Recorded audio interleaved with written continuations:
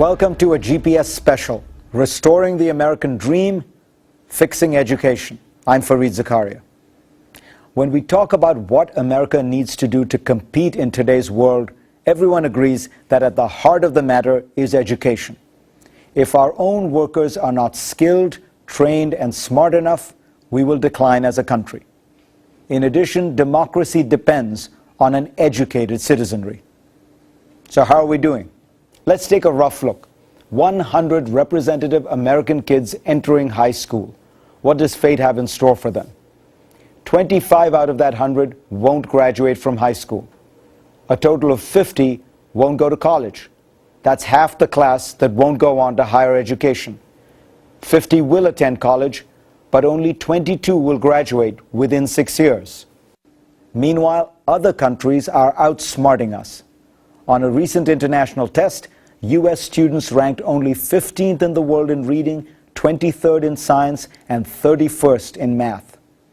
Overall, the World Economic Forum ranks the quality of our education at 26th.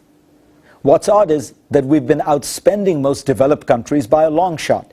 In 2007, we spent over $10,000 per student versus the $7,400 average for rich countries. How can we spend so much money and have so little to show for it?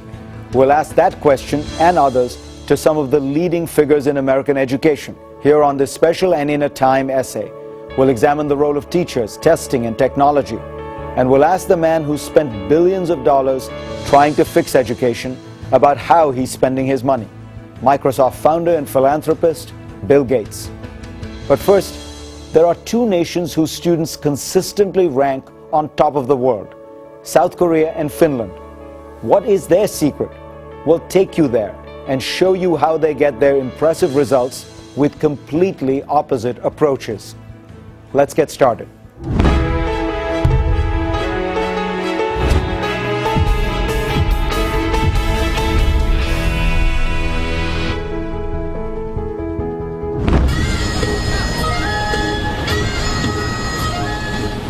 Welcome to Seoul, South Korea, capital city of one of the world's fastest growing economies.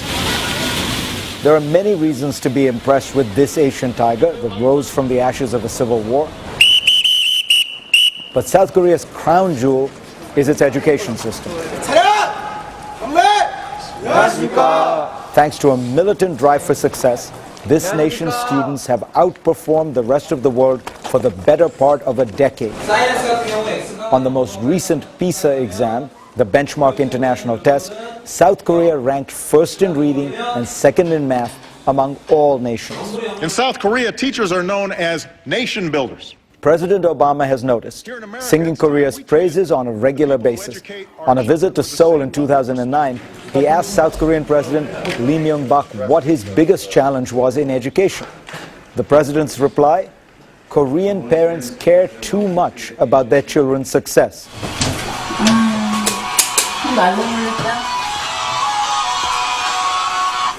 We visited the Cho family on a typical day for their son, Song-do. He gets up every day at 6 a.m., jumps rope as the sun comes up, then eats a massive breakfast his mother has prepared. She says a healthy meal helps his concentration. Sung-do's studies are especially important this year because next November he'll take an all-important college entrance exam. It's the ultimate test in a particularly test-driven education system. Since the family is really expecting a lot from me and supporting me a lot, I think I have to return their favor. Sung-do goes to school from 8 a.m. to 4 p.m. on most days, much longer hours than most American students. There are about 205 school days in South Korea's calendar, 25 more than the typical U.S. schedule. 청소년 비행이라는 뜻이에요. Over the course of their academic careers, South Korean children will spend almost 2 more years in the classroom than their American counterparts. After classes let up, Sung-do studies for hours in a school cubicle and takes his dinner in the school cafeteria. Then he'll sometimes go to a late-night cram school, known in Korea as a hagwon. 이 빛을 더 강화시켜 버리는 거야. Hagwons are nocturnal schools for kids, offering classes in science, math, or any other subject that's covered on the big college exam. After-school instruction is very popular here, enrolling 3/4 of the nation's students. The average Korean family spends roughly 20% of their income on private tutoring. Back home, Sung-do usually continues his studies well after midnight. It's true that my study hours is horrible, but I believe that I might as well enjoy the pain that I cannot avoid. So I'm not trying my best to enjoy this environment and this age. The Korean education system is at the heart of an extraordinary economic success story. 30 years ago, the nation's per capita income was less than $1,700. Today, it's almost $24,000. But many here think that the pain students endure is not worth the price of admission to the world's elite. Suicides among school-age children are abnormally high, doubling in 2009 compared to 2003. President Lee Myung-bak has made easing academic pressure one of his top priorities, pledging to reduce study loads and create a more engaging curriculum for students. The process is so painful. They don't know how to enjoy learning. An Byung-man is a former Minister of Education and now advises the President. As minister, he changed the college admissions process so there would be less emphasis on the entrance exam. He also targeted the late-night cram schools, which were known to drill students past midnight. There is now a 10 p.m. curfew for the schools, South Korea's very own law to prevent students from studying too hard. Citizens can actually report misbehaving cram schools to the government for a cash reward. The tipsters have become known as the Hagparazzi. We followed a team of cram school inspectors one night as they made their rounds in Seoul's Gangnam district. There's a Hagwon in this neighborhood on almost every corner. The team looked for any suspiciously lit schools where students might be receiving an illicit algebra lesson. One school was open, and the inspectors issued a penalty. They've exposed 75 schools this year alone. An Byung-man hopes that South Korea can eventually reach a happy medium between its infectious enthusiasm for education and its students' well-being. We should try to make students be happy to learn. That's very important to me. So that's what I hope for the future of Korea. Coming up, is there a kinder, gentler way for students to make the grade?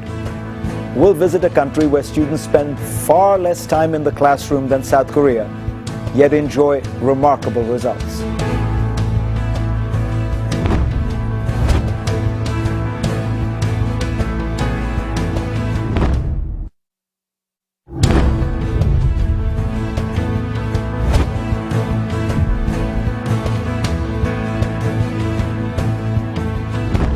South Korea's students spend way more time in the classroom than Americans. That might explain why they've been outperforming us lately by leaps and bounds. But there's another country where students spend less time in class than the South Koreans, and their performance is also off the charts: Finland.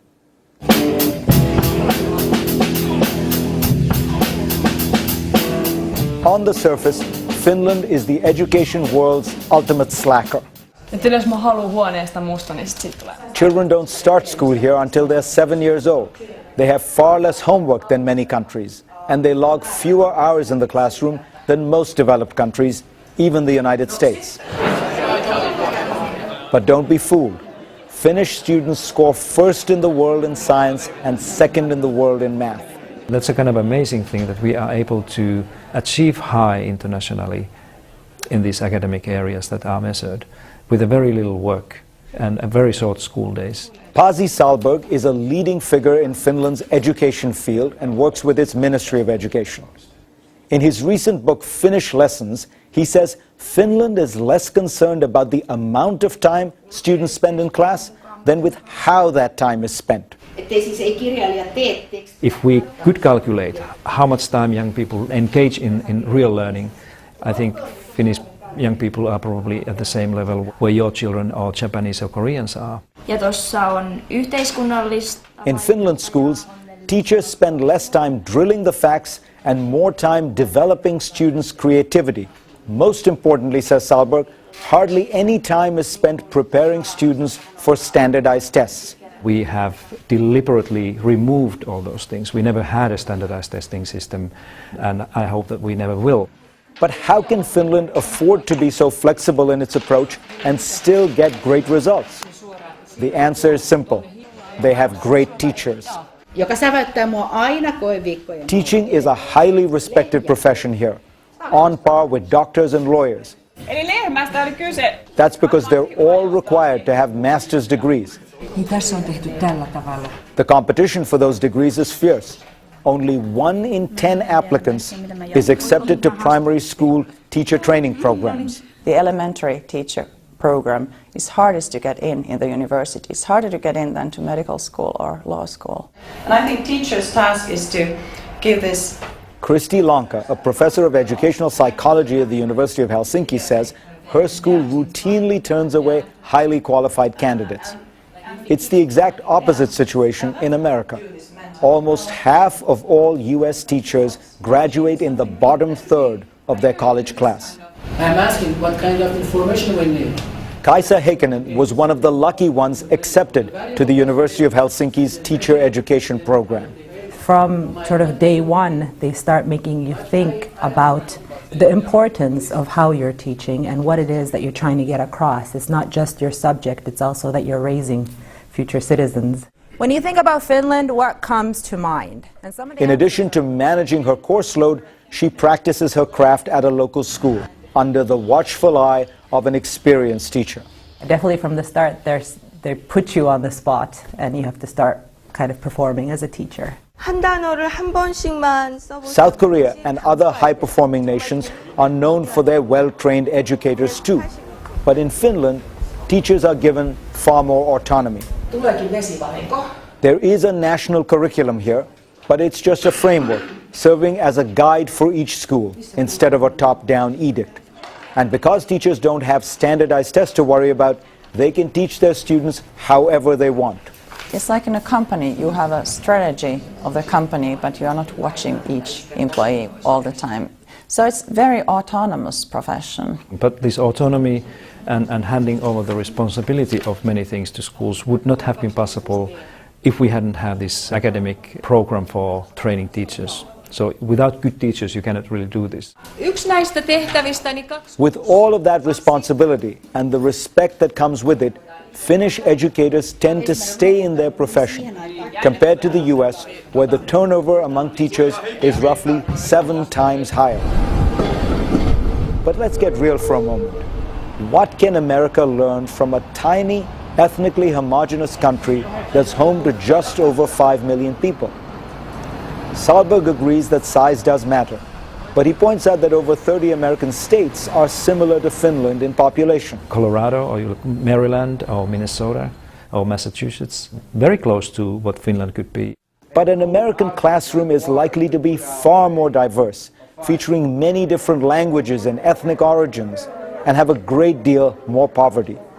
Only 4% of Finnish children are poor, while in the US the rate is over 20%. I've been in these classrooms in the United States, and whenever I see these huge diversities and poverty, I'm helpless. Can an education system overcome poverty? And can the US create an army of great teachers like in Finland? Next, we'll talk to the man who's spending billions of dollars to answer those questions.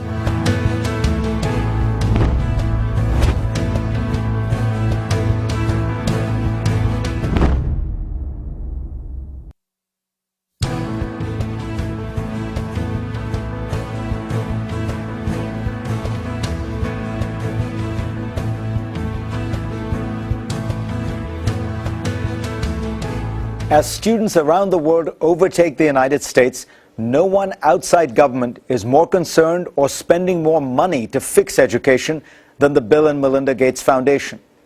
In total, it's bankrolled $5 billion worth of initiatives for students and schools. I visited Bill Gates at his foundation's new headquarters in Seattle to talk about his latest plans. If you were the Secretary of Education, well, let's say you are even more powerful than the Secretary of Education. So suppose you could change something about the structure of American education, the system. What would it be? If I was in charge of a school district, it'd be about hiring the best teachers and how do you get them to learn from each other and how do you make sure you're bringing the really good ones in. So the basic research about great teaching, that's now become our biggest investment. It's okay, it's good. It could be a very smart investment. One study says that if students had a top teacher for 4 years straight, the achievement gap between blacks and whites would disappear. Page 68, and if you have your notes... The Gates Foundation has launched a massive effort to figure out how America can foster great teaching, collecting data from thousands of educators and even videotaping their lessons. What do you think makes a good teacher? Clearly there's something about engaging the student. As I've watched the videos of the great teachers, they are constantly looking out and seeing if the kids are starting to fidget. They're bringing up the energy level. They're calling on this kid. They're using examples. What were you all thinking when they're hanging the baby? But Gates's research is not only about identifying great teachers.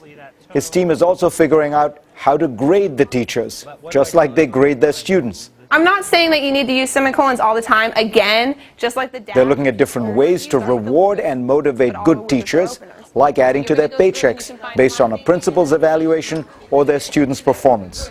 Why is teaching going to be better 10 years from now, 20 years from now than it is today? Well, partly because we're going to have these feedback mechanisms. Now, the way you weight the different elements, how much tests weigh into that, how strong the other elements are, that's what we're investing in.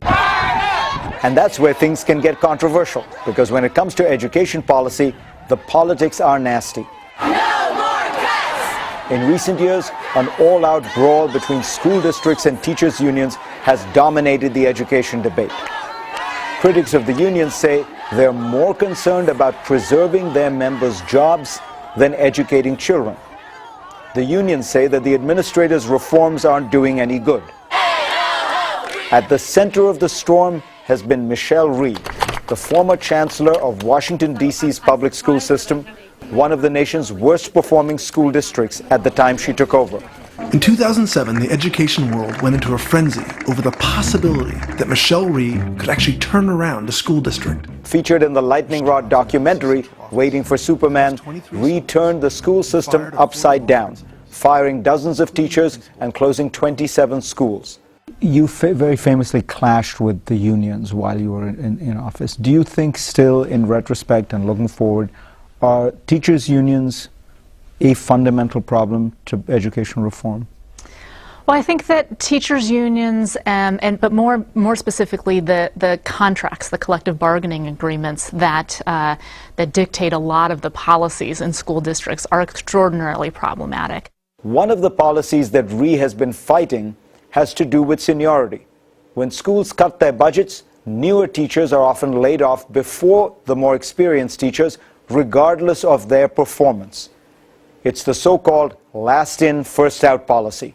This is a policy that makes absolutely no sense for children, because what it results in is, one, you end up firing some of your best teachers.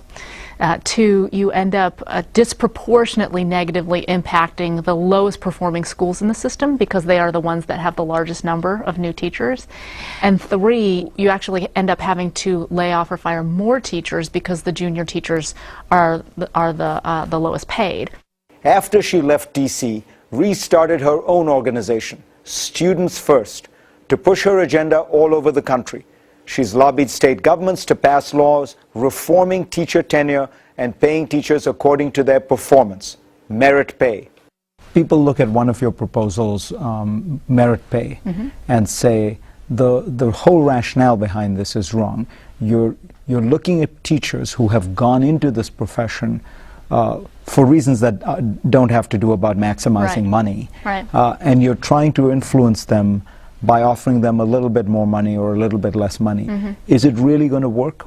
The merit pay proposal that we put in place in Washington, D.C. allowed the most highly effective teachers who were teaching in the lowest performing schools to make twice as much money as they were in the old system. So when you're talking about the potential of doubling someone's salary, that's not a little bit of money. What the Gates Foundation is trying to do is to come up with the perfect combination of carrots and sticks to improve teacher performance.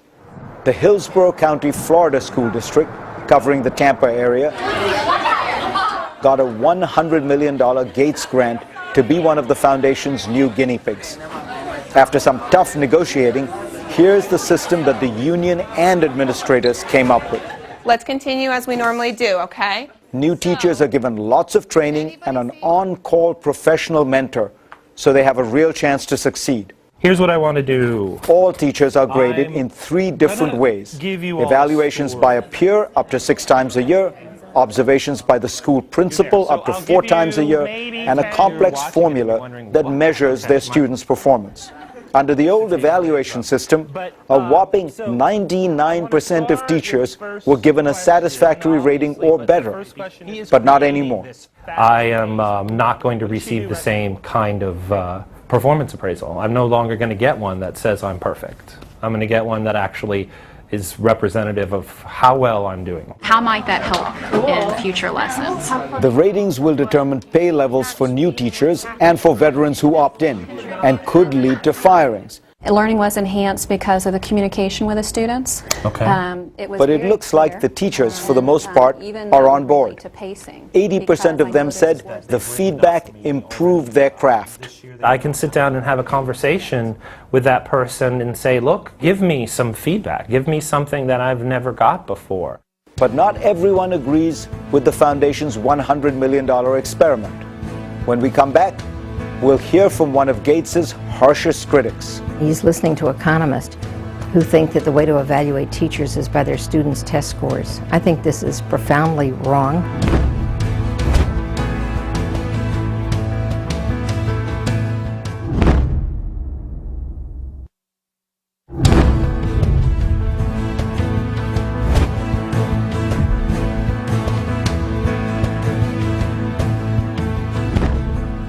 Bill Gates has given billions of dollars to help fix education.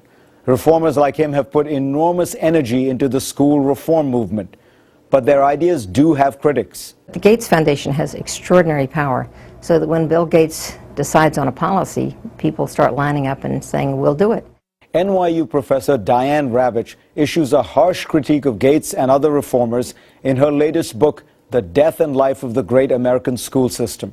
He's listening to economists who think that the way to evaluate teachers is by their students' test scores. I think this is profoundly wrong. What he'll discover is that many teachers will be fired, test scores may go up, but students won't be better educated. We're going to spend more money, more resources. Ravitch used to be a big fan of testing, supporting the No Child Left Behind measure passed by President Bush, which made testing the law of the land. If you look at the latest international test scores, but after a decade of tests, Ravitch has changed her tune.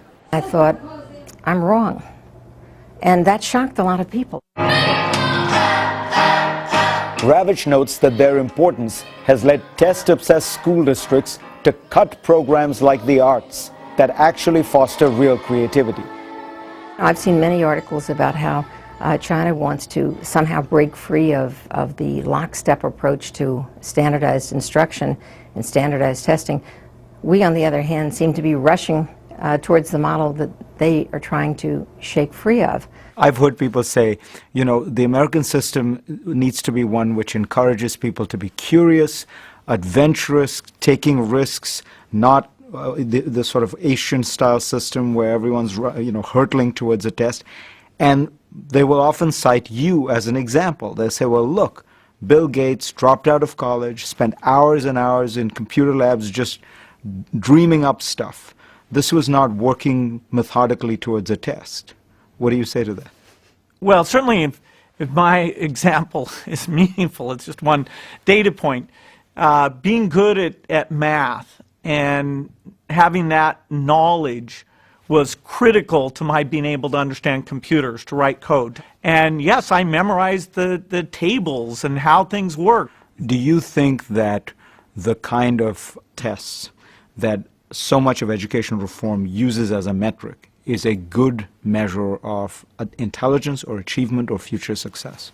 We're not an organization that says that testing data alone is what is the measure of teaching excellence.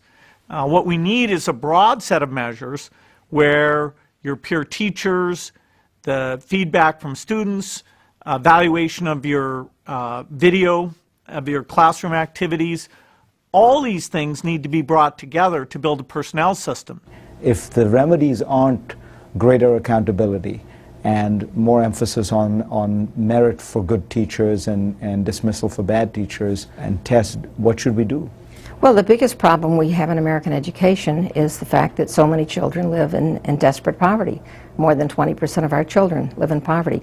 And the best way to improve academic performance would be to address both the social problems as well as the school problems. I would love to see Bill Gates pour millions and millions into coming up with the very best way to improve early childhood education. These would be immense social contributions. If there was a magic thing you could do to improve the inner city, I'm all for any ideas there. I think improving the schools, having them be as good as the really good charter schools like the KIPP and others, that is to me the most transformative thing, because the KIPP school is running on the same dollars per student per year as the dropout factory that's 5 blocks away.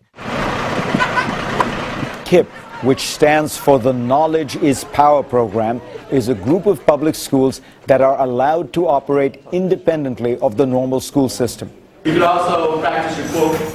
Most of KIPP students qualify for public assistance, yet more than 95% of its middle schoolers have graduated from high school. More than 85% of KIPP alumni have gone to college. Those charters are fantastic. I mean, whenever you get discouraged that somehow this can't be done, that the kids have had a tough experience, go to a KIPP middle school, see those 5th graders, see those 8th graders, and see what a transformation it is. The hypotenuse is long hours, a long school year, and a demanding personnel system for teachers are the hallmarks of the best charter schools, says Gates. But he says the key to their success goes beyond organizational nuts and bolts. They are really focused on the kids' values, what counts, how the kid thinks of their future. That is where they really get the win. And then the idea of, okay, let's learn addition and multiplication, let's not disrupt the classroom, that follows from creating that really good environment. But while charter schools like KIPP have extraordinary results, they've been the exception, not the rule. A study of half the nation's charters found that only 1 in 5 tested better than a typical public school, and almost 2 in 5 performed worse. We're offering a false promise that simply by turning public schools over to private management, that the results will be better. They're not. The debate over charter schools, teachers, and testing in America goes on. But meanwhile, there are even more radical innovators at work, far from the educational bureaucracy. Next, we'll talk to an outlier who stumbled into a way to revolutionize teaching.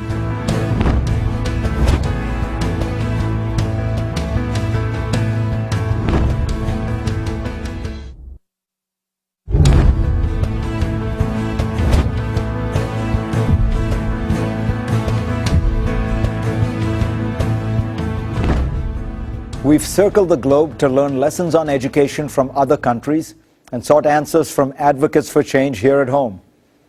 But there are some who say that incremental reform of the current education system would be like rearranging the deck chairs on the Titanic.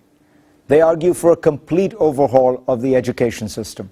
Most of the time, kids spend their days at school doing low-grade clerical work.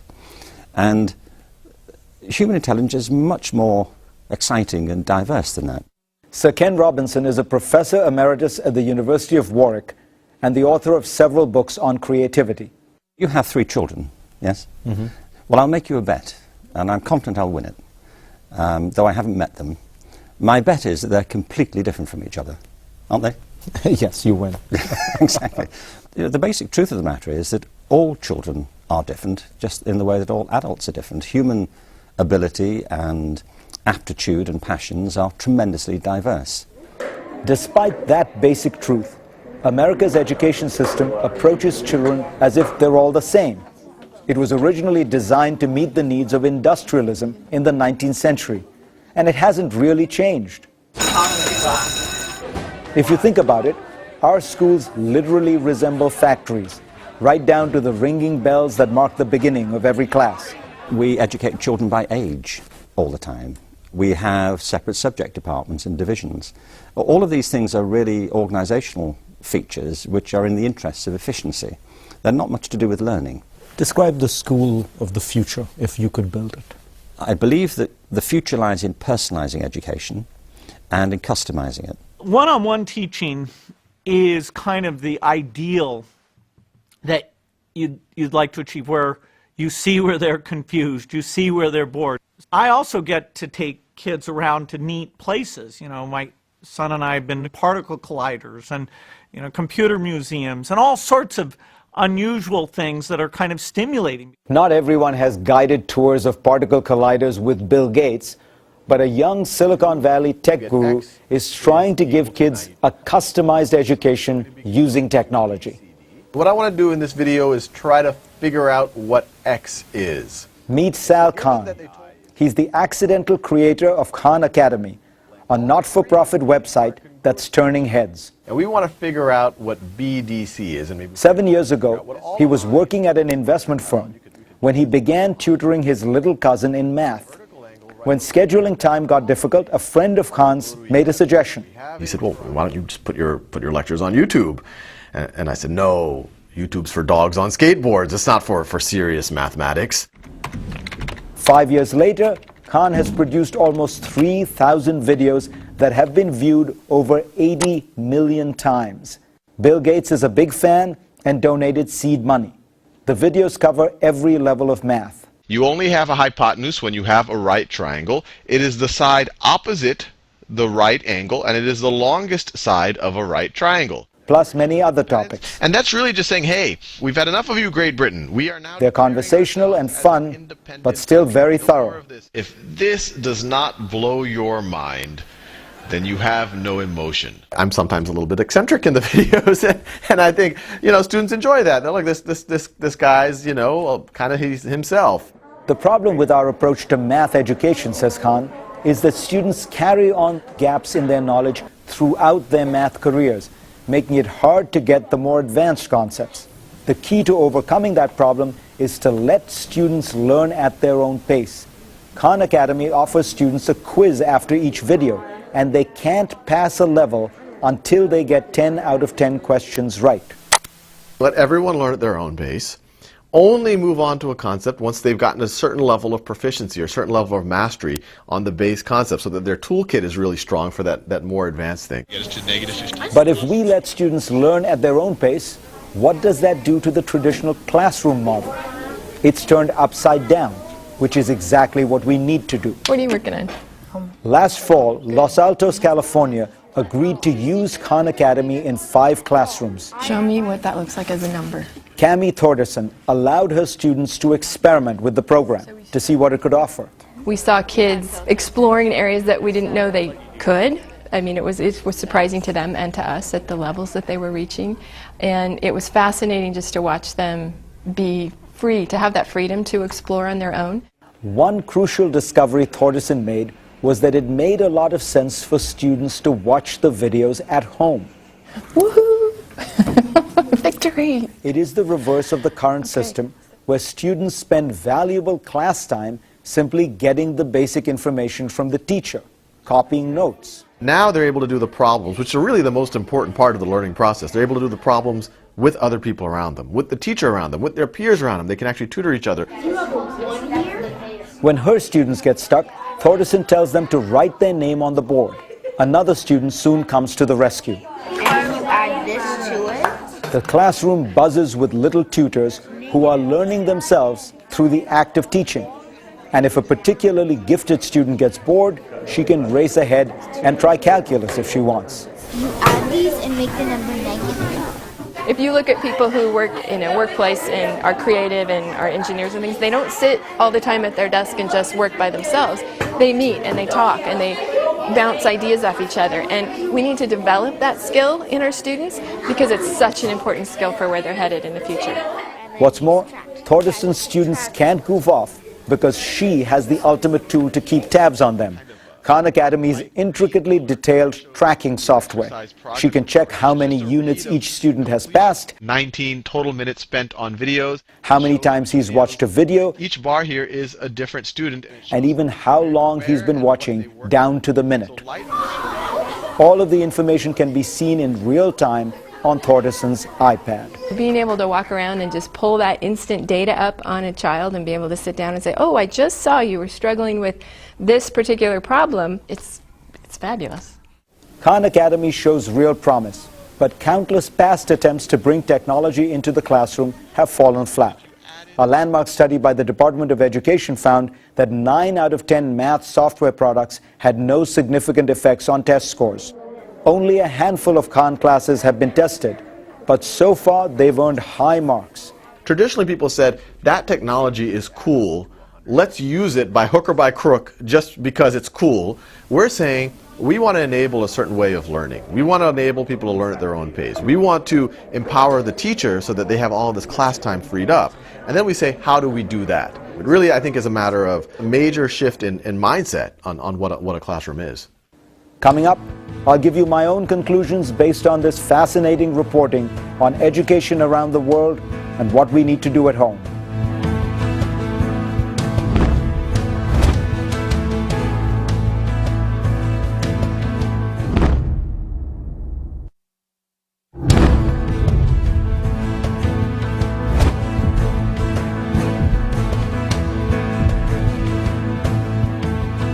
We've traveled across the globe, we've listened to the experts, so what should we do about American education?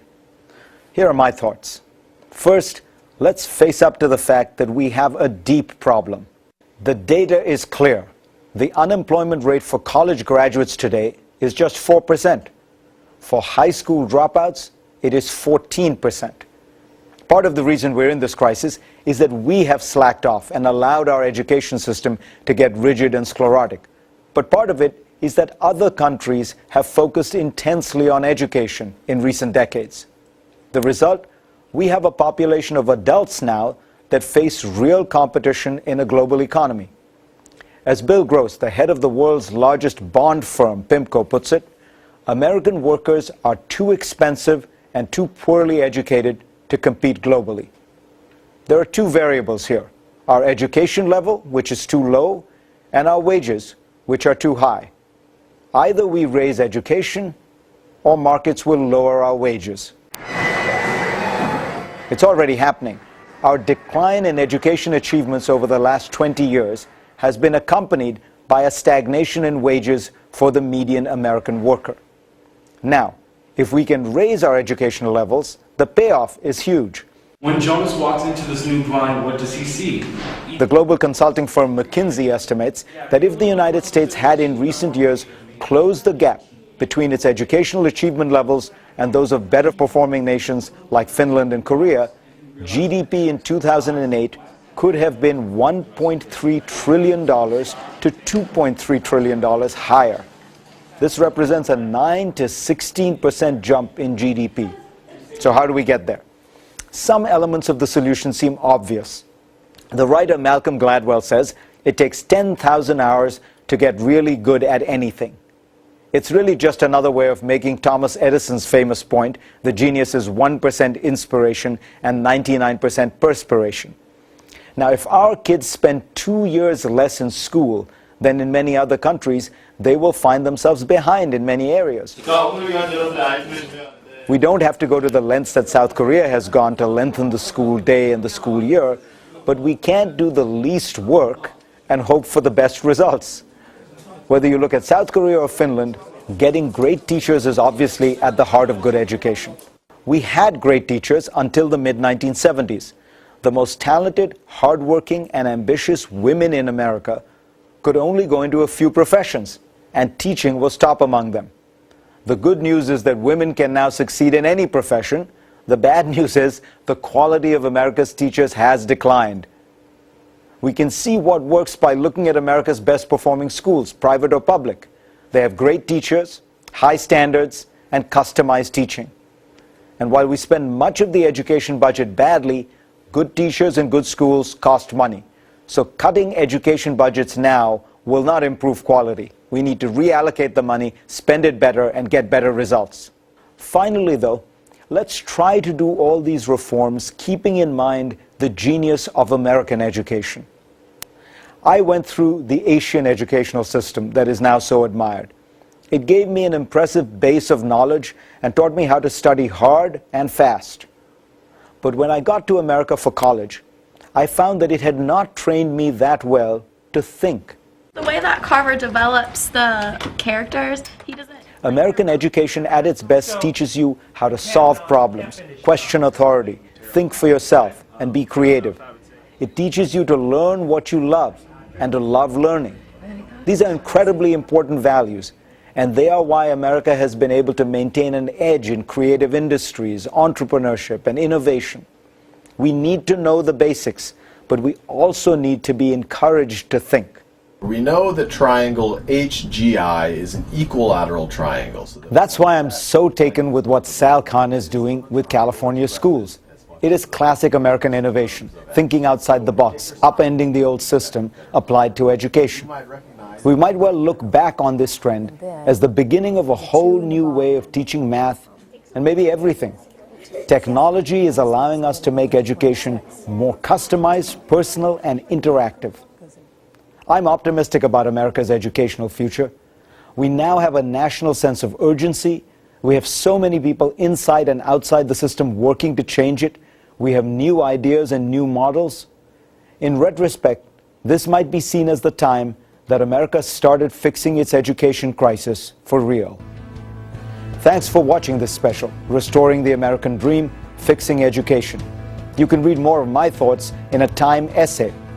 Join me for my regular program, GPS, Sundays at 10 a.m. and 1 p.m.